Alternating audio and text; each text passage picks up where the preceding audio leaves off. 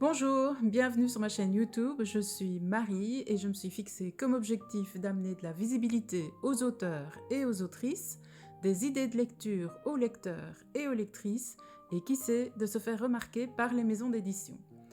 Aujourd'hui, je vous présente cet unboxing numéro 11 avec les livres que j'ai reçus.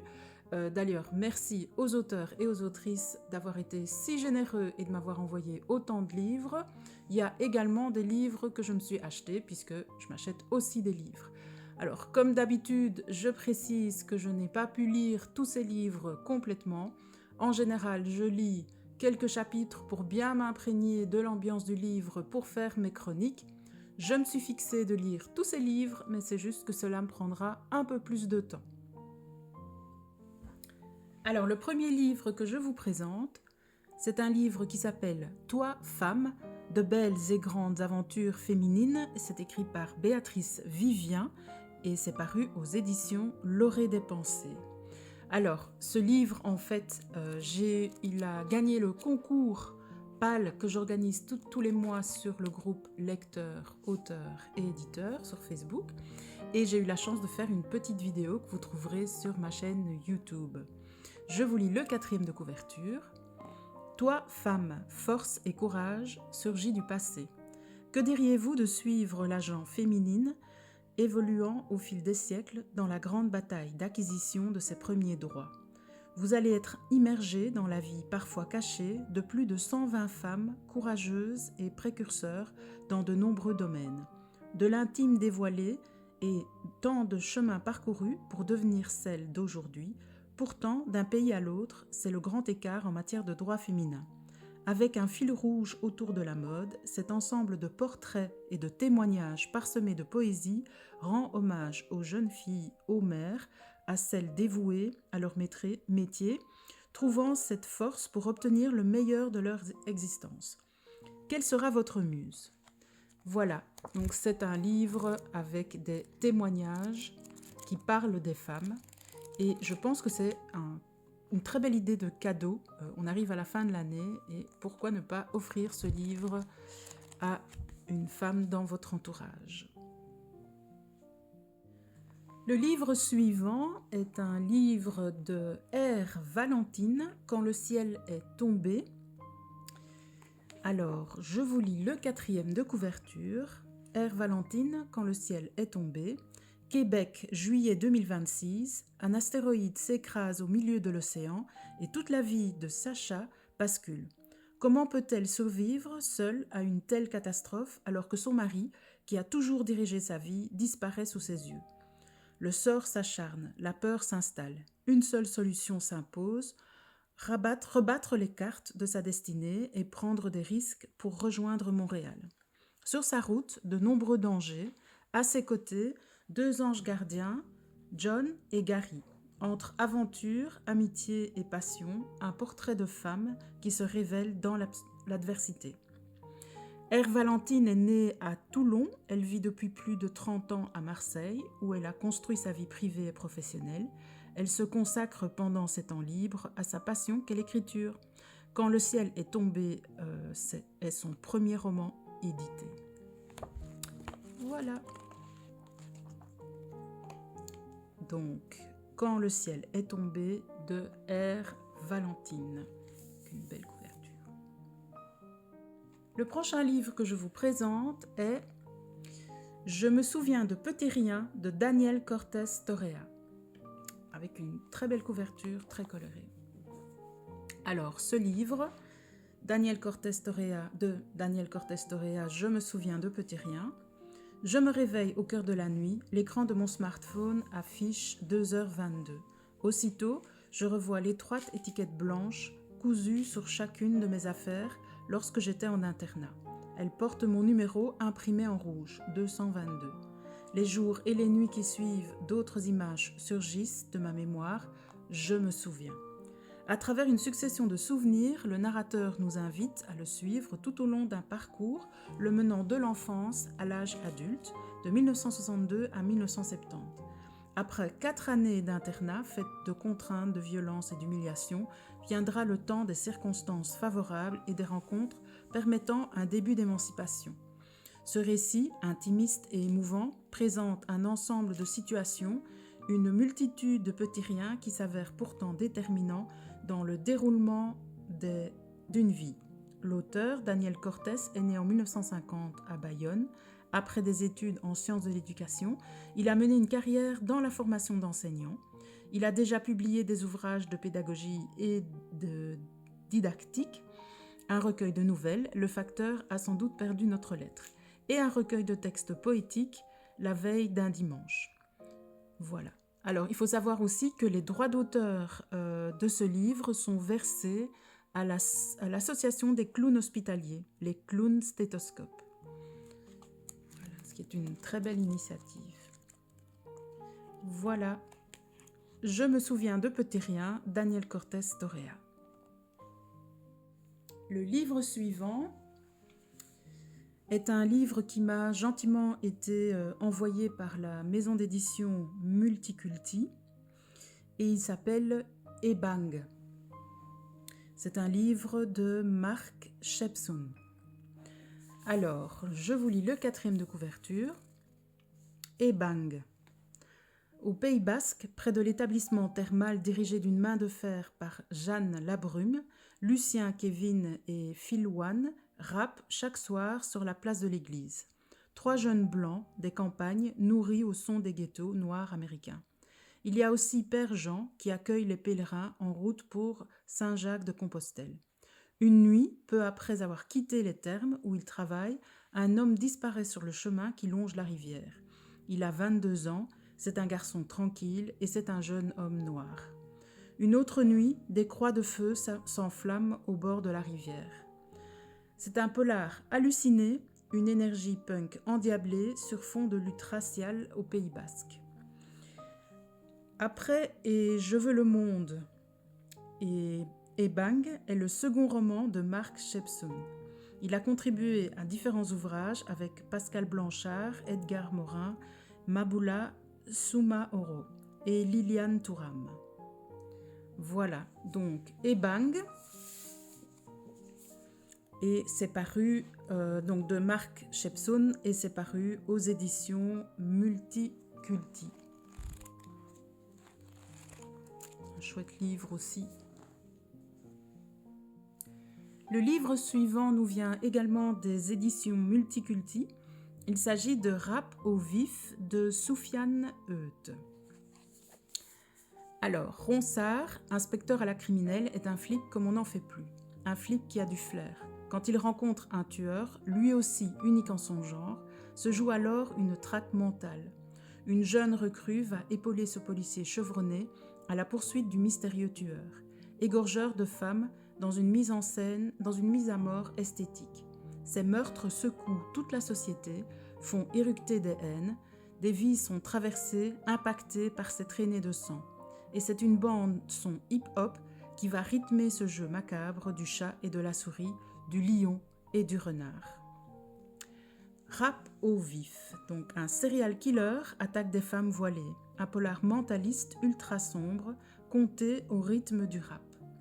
Soufiane Eut est éducateur à Montpellier, auprès de jeunes en situation de délinquance.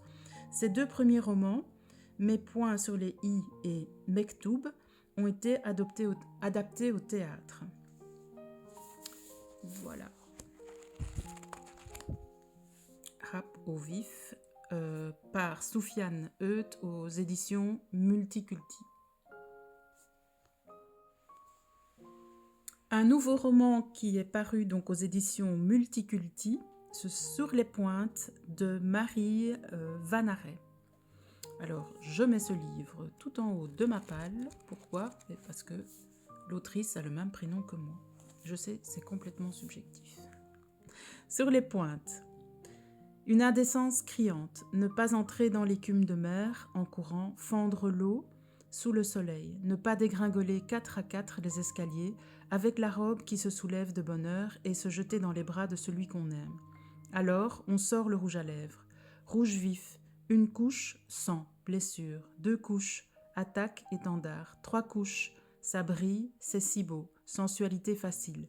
On vous prend, on vous porte, on vous aime, on vous roule, on vous baise.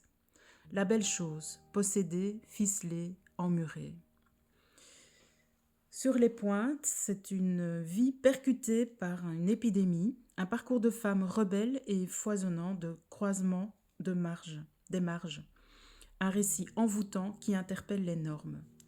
Marie Vanaret vit à Marseille, autrice, réalisatrice et metteuse en scène. Elle privilégie l'expression du corps, le travail avec les danseurs et danseuses. Voilà, un très chouette livre.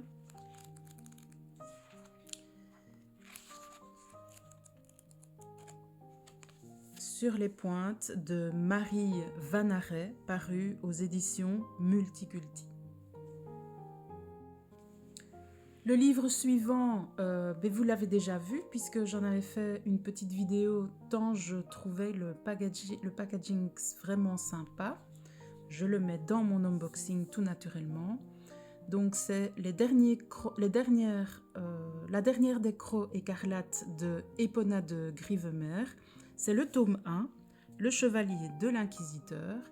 Et donc, non seulement ce livre était extrêmement bien empaqueté, donc au moment où je l'ai reçu, mais vous recevez le livre avec des petites choses comme ceci. Et c'est vraiment très très agréable. Je vous lis le 4e de couverture. Tome 1. Le Chevalier de l'Inquisiteur. En mettant ses crocs au service d'un ténébreux seigneur, Angélique, la dernière vampire, se lance dans une quête qui pourrait lui coûter bien plus que son éternité. Unique survivante du peuple maudit des crocs écarlates, Elegmeril mène une morne existence de servitude au sein de la maison angélique d'Idocras. Alors que par un sinistre jour d'automne, elle apprend le trépas de son maître, l'inquisiteur céleste, et voit s'éteindre son héritier, elle réalise avec effroi qu'elle va désormais appartenir à Adamiel, un ange étrange jadis exilé pour un crime odieux. Brusquement libérée de ses chaînes et élevée au rang de chevalier par celui qu'elle redoutait tant, la timide et loyale Elegmeril décide de jeter sa méfiance aux oubliettes et aide son nouveau seigneur à affermir sa position dans l'impitoyable purgatoire. Mais lorsqu'elle découvre qu'Amadiel aspire à détrôner l'un des anges les plus redoutables de la création, elle craint que cette folle ambition ne sonne le glas d'Idocras et de celui dont elle s'est éprise malgré elle. Dans un monde pris en tenaille entre cieux et enfer, plongée au cœur de féroces luttes angéliques, Elegmeril parviendra-t-elle à trouver sa place sans perdre non seulement la vie, mais aussi son âme et son cœur. Laissez-vous envoûter par le Chevalier de l'Inquisiteur, premier tome de la série de fantasy La dernière des crocs écarlates, et pénétrer dans un univers insolite où les anges se livrent une lutte acharnée pour le pouvoir et où rien n'est véritablement ce qu'il paraît. Voilà. Donc ça, c'est vraiment un très beau livre, idéal aussi pour faire un beau cadeau pour des personnes qui aiment ce genre de lecture. Et donc, c'est La dernière des crocs écarlates d'Epona de Grivemer. C'est le tome 1, Le Chevalier de l'Inquisiteur. Le livre suivant est un livre qui s'appelle Le Lien de Colline Setil, avec une couverture que Colline a dessinée elle-même. Alors, je vous lis le 4e de couverture.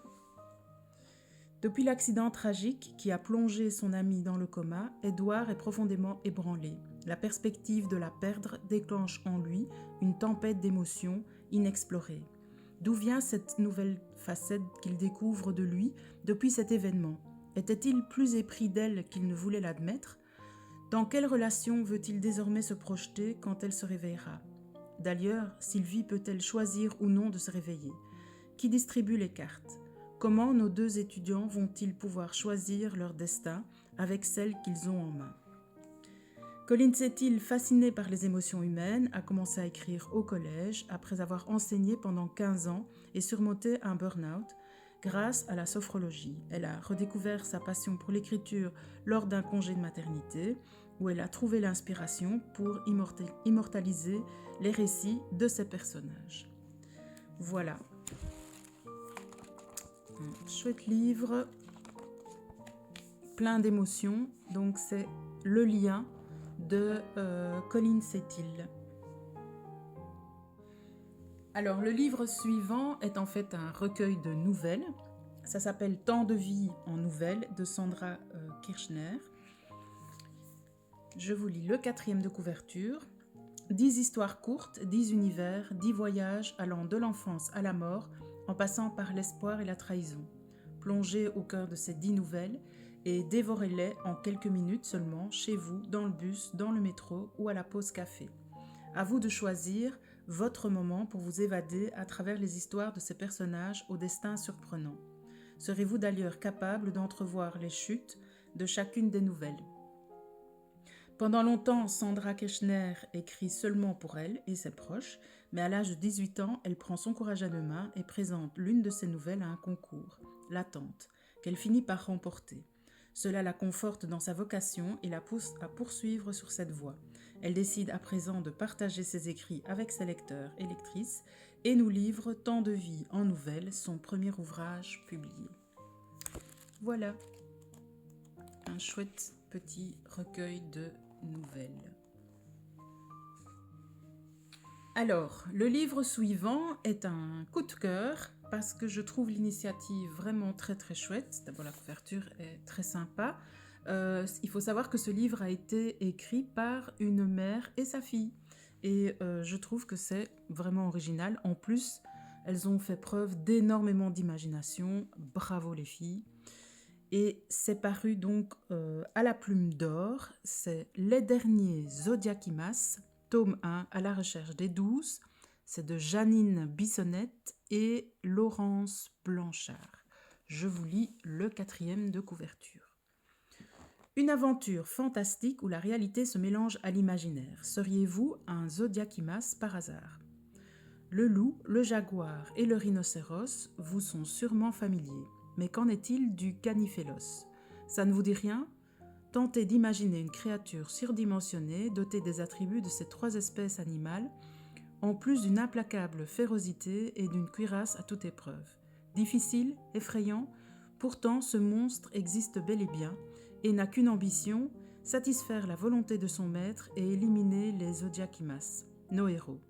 Choisis à leur insu par les dieux grecs et égyptiens de l'Antiquité, les guerriers du zodiaque portent sur un bras la marque de leur signe astrologique.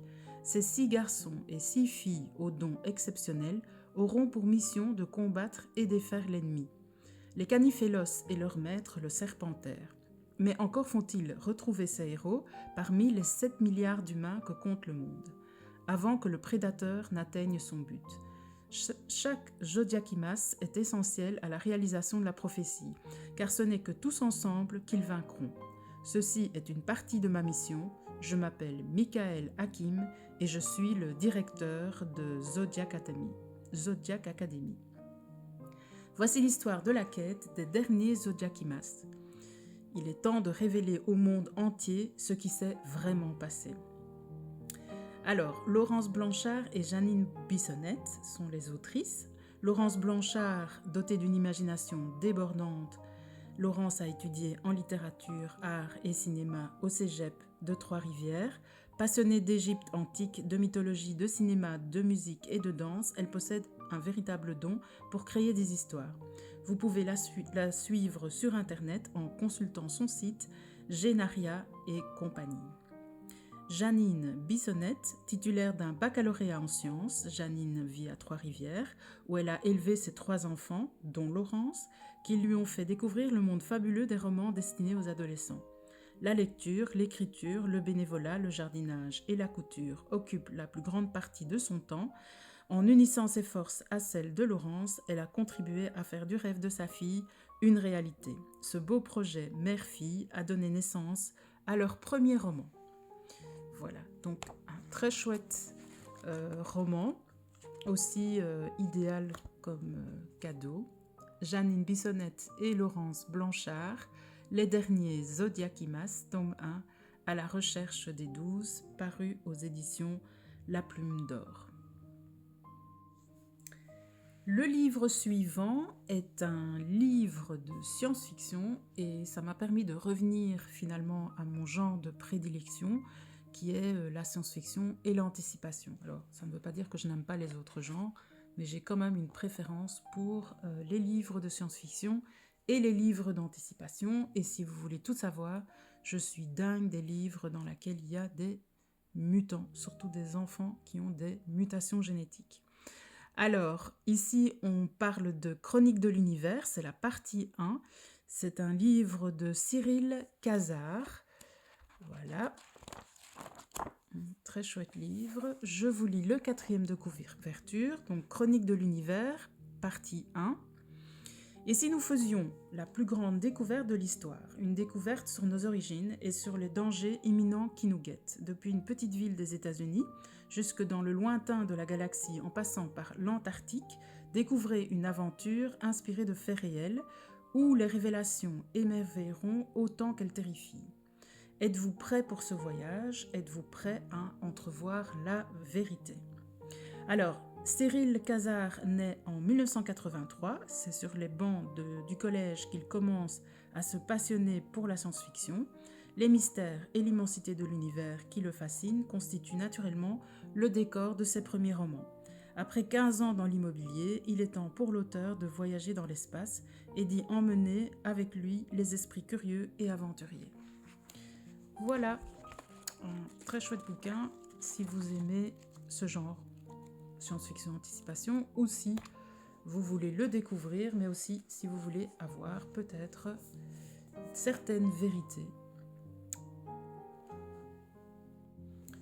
Alors, le livre suivant m'a très gentiment été aussi envoyé par l'auteur. Il s'agit de Armageddon 2036 de Benoît Coby aux éditions Hello. Voilà. Je vous lis le 4e de couverture. Donc Benoît Coby, Armageddon 2036. Nous sommes en 2036 dans un monde à la limite de la rupture.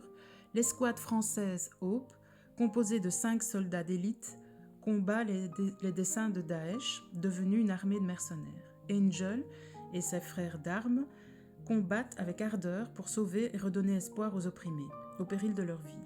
Mais les forces en œuvre sont de plus en plus pressantes et l'Armageddon se rapproche inéluctablement.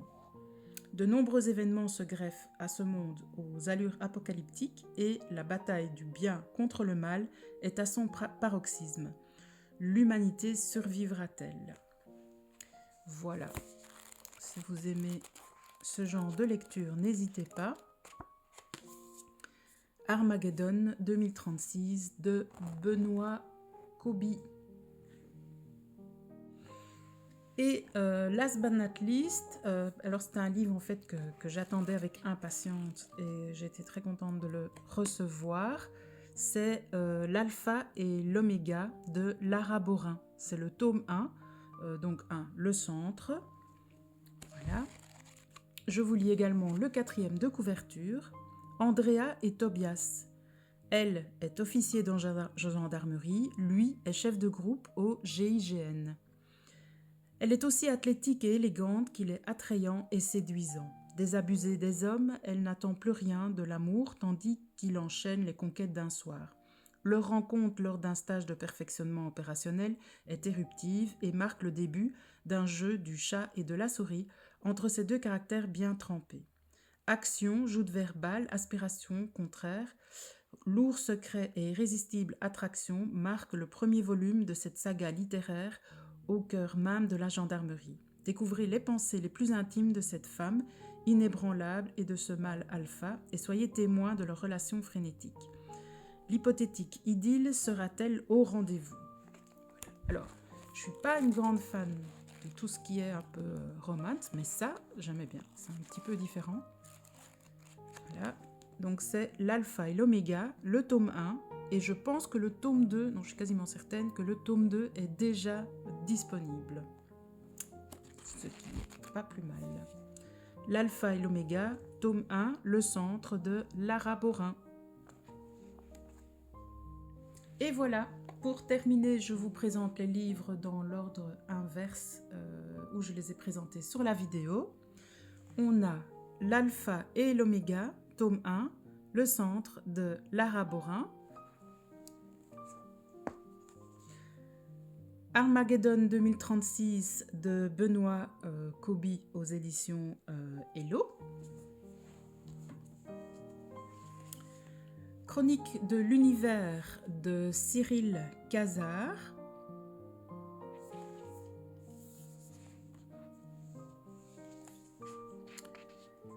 Les derniers Zodiakimas, tome 1, à la recherche des 12 de Janine Bissonnette et Laurence Blanchard.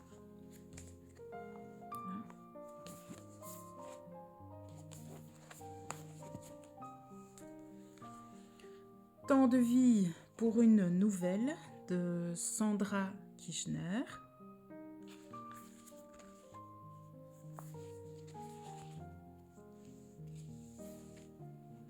Le lien de Colline Setil.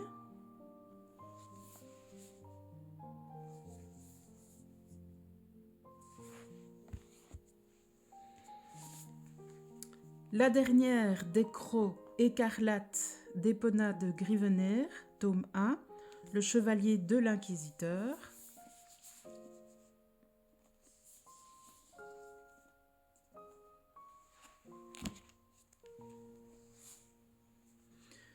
Sur les pointes de Marie Vanaret aux éditions Multiculti.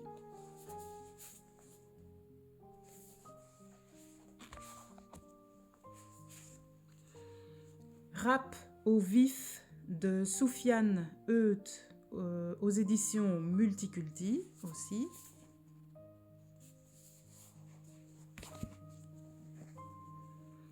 Et Bang de Marc Shepsoun aux éditions Multiculti.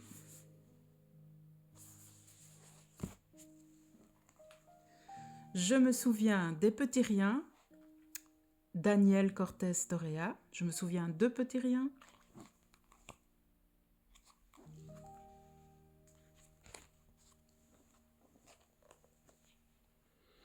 Quand le ciel est tombé, de R. Valentine.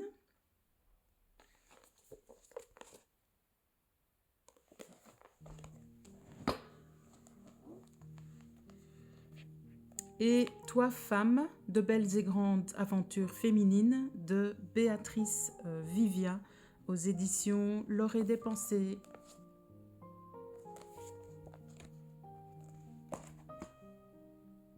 Et voilà, cette vidéo unboxing est maintenant terminée. Un grand merci de m'avoir regardé.